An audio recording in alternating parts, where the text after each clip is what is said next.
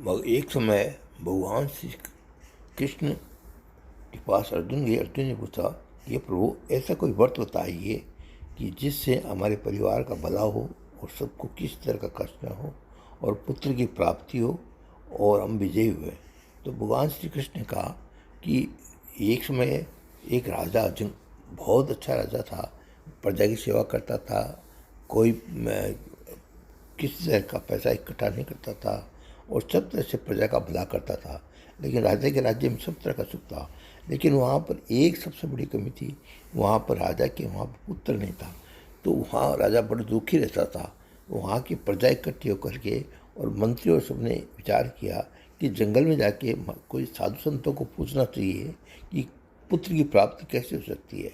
तो साधु संत तो सभी जितने भी मंत्री और थे सब जंगल में देखने गए। तो एक जगह लोमस ऋषि मिल गया। तो लोमस ऋषि को देखते ही वो सब बड़े प्रसन्न हुए, उन्होंने प्रणाम किया और ऋषि से कहा कि ऋषि हमारा राजा बड़ा दुखी है, सब तरह के राजा न्यायी है, न्याय करता है अच्छा, लेकिन उसके पुत्र नहीं है। तो लोमस ऋषि ने कहा, ध्यान लगा करके उसने उसके पूरे जन्म में देखा कि राजा एक जगह तालाब के अंदर में पानी गया और वहाँ एक गाय पानी पी रही थी। उस गाय को तो उसने हटा दिया और स्वयं पानी पीने लग गया। उस दोष के कारण उसके पुत्र प्राप्ति नहीं होती है। और उस दिन क्या था कि श्रावण शुक्ला एकादशी थी, तो एकादशी का व्रत उसका हो गया था राजा का। खाना उससे राजा ने खाया नहीं, इसलिए राजा के खूब देखो धन्य हो गया, राजा हो गया यहाँ पर। लेकिन उसके पुत्र की प्राप्ति हो, गाय को वहाँ से हटाने से, गाय को पानी नहीं पीने देने के कारण उसके पुत्र की प्राप्ति नहीं हुई। इसके लिए अब उस राजा को श्रावण शुक्ला एकादशी, जिसको पुत्रदा एकादशी भी कहते हैं, पवित्र एकादशी भी कहते हैं, उस एकादशी का व्रत करना चाहिए। और तुम भी लोग सब जितने भी राज्य के हो, प्रजागण हो, सब व्रत करके और उस व्रत का फल राजा को अर्पण करो तो राजा के पुत्र की प्राप्ति होगी। तो इस तरह वहाँ जितने भी मंत्रीगण थे, प्रजापति, सब ने एक श्रावण शुक्ला एकादशी का व्रत किया, पुत्रदा एकादशी या पवित्र एकादशी जिसको कहते हैं। तो उस व्रत के प्रभाव से उस राजा के एक लड़का हुआ।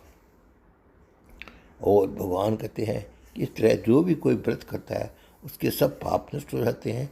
विधि पूर्वक व्रत करना चाहिए और भगवान विष्णु की उस दिन पूजा करनी चाहिए। विष्णु की पूजा करके विधि व्रत करके उससे सब पाप नष्ट हो जाते हैं। और ये पुत्रदा एकादशी का और सब उसके धन धान्य की प्राप्ति होती है, विष्णु भगवान प्रसन्न होते हैं, मोक्ष की प्राप्ति हो जाती है। इस तरह ये व्रत करने में ये भगवान विष्णु ने उसको अर्जुन को कहा और वही कथा मैंने आपको सुनाई है। तो आप सब ये जो आज श्रावण शुक्ला आज 27 अगस्त शनिवार को आज वो एकादशी का व्रत है।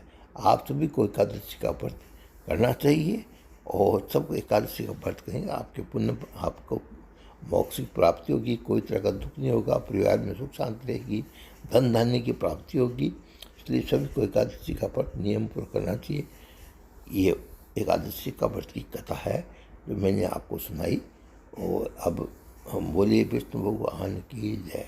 और विष्णु भगवान के सब पूजा आरती और सब करनी चाहिए और विष्णु भगवान को प्रसन्न होने सब आपको सब तरह के धन धान्य की प्राप्ति होगी और सुख का। बोलो विष्णु भगवान की जय।